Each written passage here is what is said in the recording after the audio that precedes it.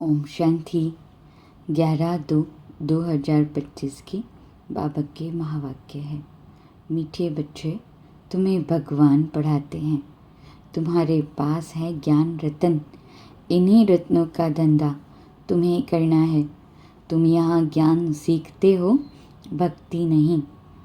प्रश्न है, मनुष्य ड्रामा की किस वंडरफुल नोंद को भगवान की लीला समझ उसकी बढ़ाई करते हैं? उत्तर, जो जिसमें भावना रखते हैं उन्हें उनका साक्षात्कार हो जाता है। तो समझते हैं भगवान ने साक्षात्कार कराया, लेकिन होता तो सब ड्रामा अनुसार है। एक और भगवान की बढ़ाई करते, दूसरी ओर सर्वव्यापी का ग्लानि कर देते हैं। ओम शांति। भगवान उवाच, बच्चों को यह तो समझाया हुआ है कि मनुष्य को व देवता को भगवान नहीं कहा जाता।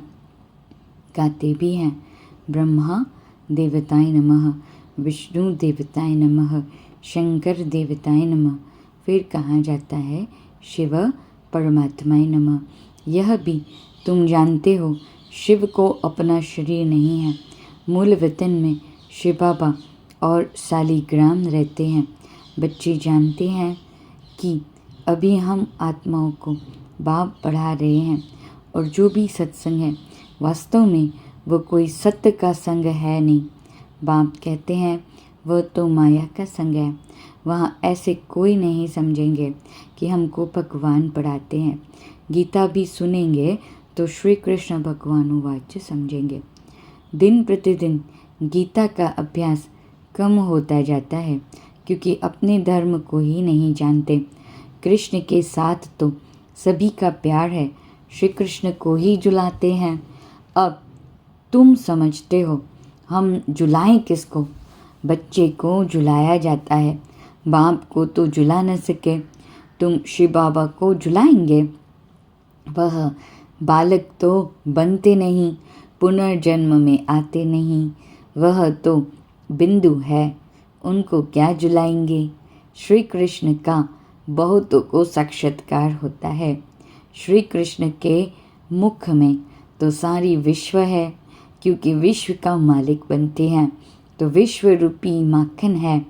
वो जो आपस में लड़ते हैं वह भी सृष्टि रूपी माखन के लिए लड़ते हैं। समझते हैं हम जीत पा ले। श्री कृष्ण के मुख में माखन का गोला दिखाते हैं।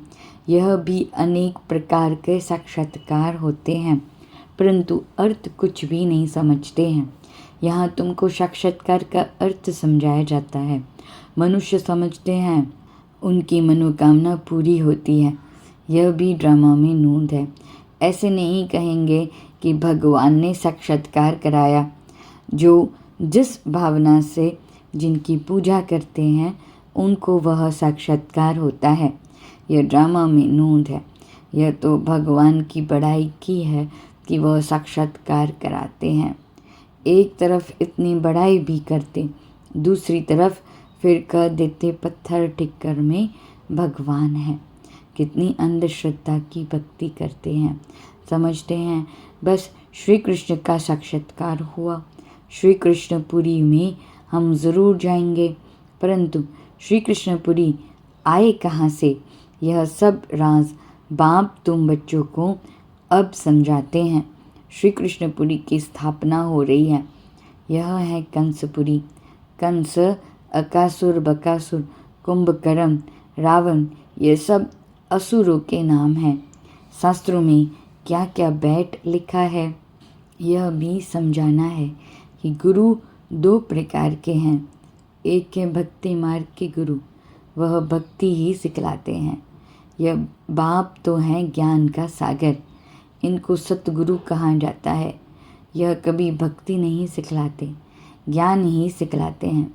मनुष्य तो भक्ति में कितना खुश होते हैं, झांझ बजाते हैं। बनारस में तुम देखेंगे सब देवताओं के मंदिर बना दिए हैं। यह सब है भक्ति मार्ग की दुकानदारी, भक्ति का धंधा। तुम बच्चों का धंधा है ज्ञान रत्नों का। इनको भी व्यापार कहा जाता है। बाप भी रत्नों का व्यापारी है। तुम समझते हो ये रत्न कौन से हैं? इन बातों को समझेंगे वही जिन्होंने कल्प पहले समझा है, दूसरे समझेंगे ही नहीं। जो भी बड़े बड़े हैं वो पिछाड़ी में आकर समझेंगे। कन्वर्ट भी हुए हैं ना। एक राजा जनक की कथा सुनाते हैं। जनक फिर अनुजनक बना। जैसे कोई का नाम श्री कृष्ण है तो कहेंगे तुम अनुदेवी श्री कृष्ण बनेंगे। कहाँ वह सर्वगुण संपन्न श्री कृष्ण, और कहाँ यह कोई का लक्ष्मी नाम है, और इन लक्ष्मी नारायण के आगे जाकर महिमा गाते हैं। यह थोड़ी समझती कि इनमें और हमारे में फ़र्क क्यों हुआ है। अभी तुम बच्चों को नॉलेज मिली है सृष्टि चक्र कैसे फिरता है। तुम ही 84 जन्म लेंगे। यह चक्र अनेक बार फिरता आया है, कभी बंद नहीं हो सकता। तुम इस नाटक के अंदर एक्टर्स हो। मनुष्य इतना ज़रूर समझते हैं कि हम इस नाटक में पार्ट बजाने आए हैं, बाकी ड्रामा के आदि मध्य अंत को नहीं जानते। तुम बच्चे जानते हो हम आत्माओं के रहने का स्थान परिते परे हैं। वहाँ सूर्य चांद की भी रोशनी नहीं है।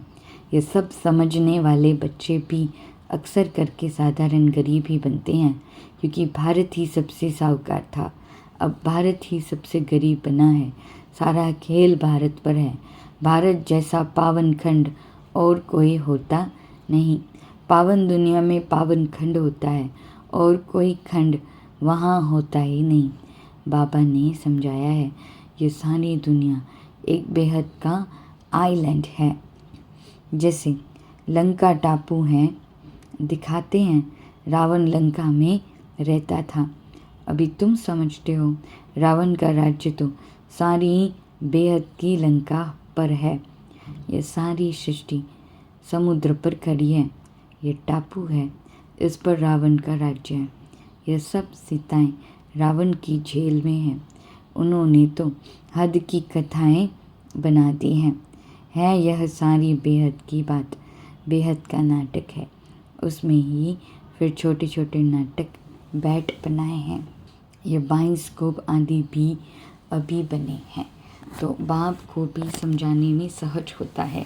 बेहद का सारा ड्रामा तुम बच्चों की बुद्धि में है। मूल वतन, सूक्ष्म वतन और किसी की बुद्धि में हो न सके। तुम जानते हो हम आत्माएं मूल वतन की रहवासी है। देवताएं हैं सूक्ष्म वतनवासी। उनको फरिश्ता भी कहते हैं। वहाँ हड्डी मांस का पंजरा होता नहीं। ये सूक्ष्म वतन का पार्ट भी थोड़े समय के लिए है।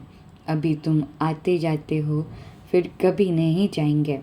तुम आत्माएं जब मूल वतन से आती हो वाया सूक्ष्म वतन नहीं आती हो, सीधी आती हो। अभी वाया सूक्ष्म वतन जाती हो। अभी सूक्ष्म वतन का पार्ट है। यह सब राज बच्चों को समझाते हैं। बाप जानते हैं कि हम आत्माओं को समझा रहे हैं। साधु संत आदि कोई भी इन बातों को नहीं जानते। वह कभी ऐसी बातें कर न सके। बाप ही बच्चों से बात करते हैं। ऑर्गन्स बिगड़ तो बात कर न सके। कहते हैं मैं इस शरीर का आधार ले तुम बच्चों को पढ़ाता हूँ।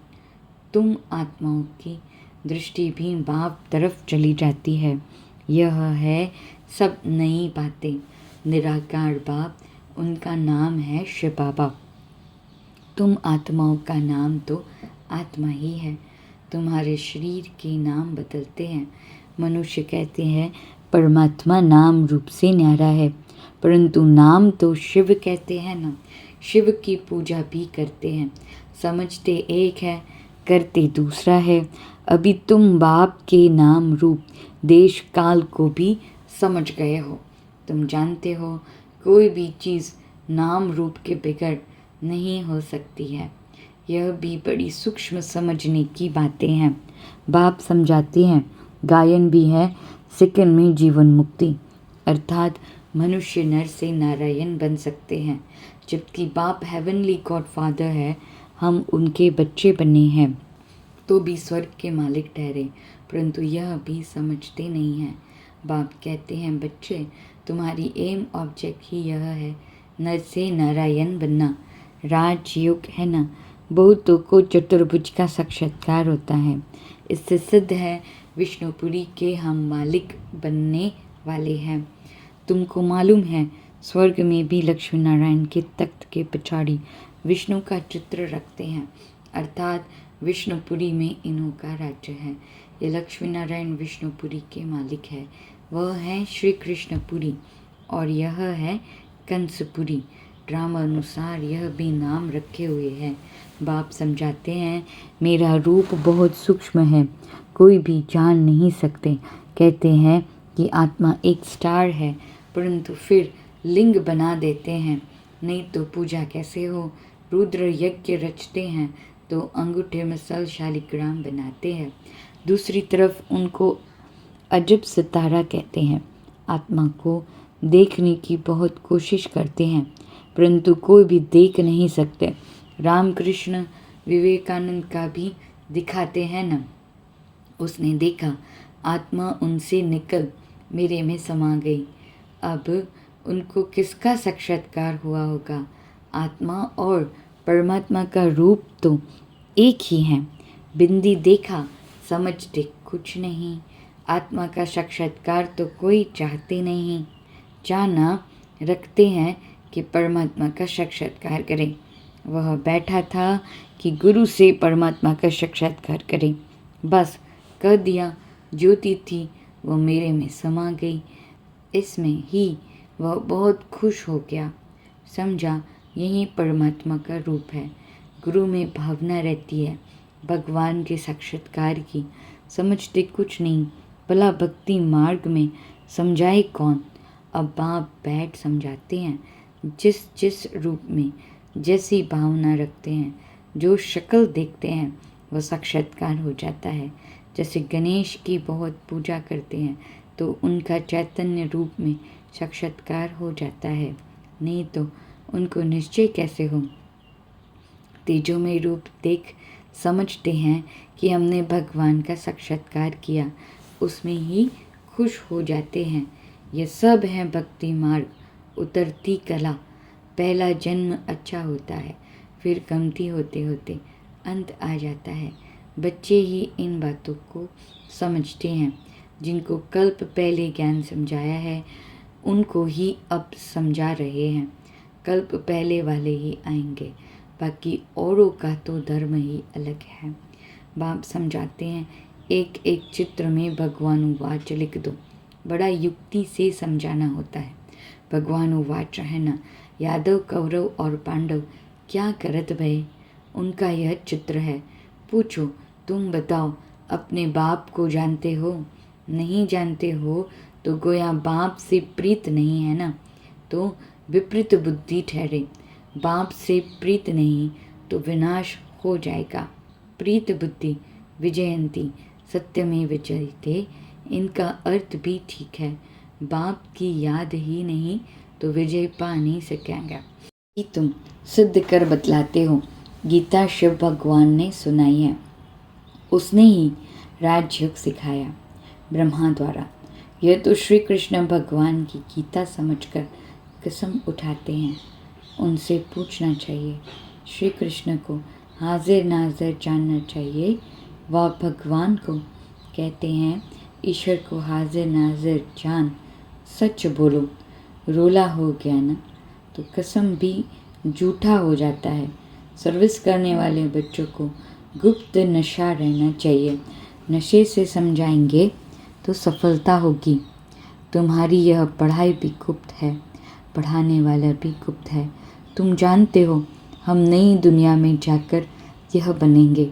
नई दुनिया स्थापन होती है महाभारत लड़ाई के बाद। बच्चों को अब नॉलेज मिली है, वह भी नंबरवार धारण करते हैं। योग में भी नंबरवार रहते हैं। यह भी जांच रखनी है हम कितना याद में रहते हैं। बाप कहते हैं, यह अभी तुम्हारा प्रसारत भविष्य 21 जन्म के लिए हो जाएगा। अभी फेल हुए तो कल कल्पांतर फेल होते रहेंगे, ऊंच पद नहीं पा सकेंगे। पुरुषार्थ करना चाहिए ऊंच पद पाने का। ऐसे भी कई सेंटर्स पर आते हैं जो विकार में जाते रहते हैं और फिर सेंटर्स पर आते रहते हैं। समझते हैं ईश्वर तो सब देखता है, जानता है। अब बाप को क्या पड़ी है जो यह बैठ देखेगा। तुम झूठ बोलेंगे, विकर्म करेंगे तो अपना ही नुकसान करेंगे। यह तो तुम भी समझते हो। काला मुँह करता हूँ तो ऊंच पद पा नहीं सकूँगा। सो बाप ने जाना तो भी बात तो एक ही हुई। उनको क्या दरकार पड़ी है, अपनी दिल खानी चाहिए। मैं ऐसा कर्म करने से दुर्गति को पाऊंगा। बाबा क्यों बतावे? हाँ, ड्रामा में है तो बताते भी है। बाबा से छिपाना गोया अपनी सत्यानाश करना है। पावन बनने के लिए बाप को याद करना है। तुमको फिर यहीं फुरना रहना चाहिए कि हम अच्छी रीति पढ़कर ऊंच पद पावे। कोई मरा या जिया उनका फुरना नहीं, फुरना रखना है कि बाप से वर्षा कैसे लेवे। तो किसी को भी थोड़े में समझाना है। अच्छा, मीठे मीठे सिकलदे बच्चों प्रति मात पिता बाप दादा का याद प्यार और गुड मॉर्निंग। रूहानी बाप की रूहानी बच्चों को नमस्ते। रूहानी बच्चों की रूहानी बाप दादा को याद प्यार, गुड मॉर्निंग और नमस्ते नमस्ते नमस्ते। धारणा के लिए मुख्य सार है, पहली पॉइंट है गुप्त नशे में रहकर सर्विस करनी है। ऐसा कोई कर्म नहीं करना है जो दिल खाती रहे। अपनी जांच करनी है कि हम कितना समय याद में रहते हैं। दूसरी पॉइंट, सदा यही फिक्र रहे कि हम अच्छी रीति पढ़कर ऊंच पद पाएं। कोई भी विकर्म करके झूठ बोलकर अपना नुकसान नहीं करना है। वरदान, मन मना भव के महामंत्र द्वारा सर्व दुखों से पार रहने वाले सदा सुख स्वरूप भव। जब किसी भी प्रकार का दुख आए तो मंत्र ले लो, जिससे दुख भाग जाएगा। स्वप्न में भी जरा भी दुख का अनुभव न हो। तन बीमार हो जाए, धन नीचे ऊपर हो जाए, कुछ भी हो, लेकिन दुख की लहर अंदर नहीं आनी चाहिए। जैसे सागर में लहरें आती है और चली जाती है, लेकिन जिन्हें उन लहरों में लहराना आता है वह उसमें सुख का अनुभव करते हैं। लहर को जंप देकर ऐसे क्रॉस करते हैं जैसे खेल कर रहे हैं। तो सागर के बच्चे सुख स्वरूप हो, दुख की लहर भी न आए।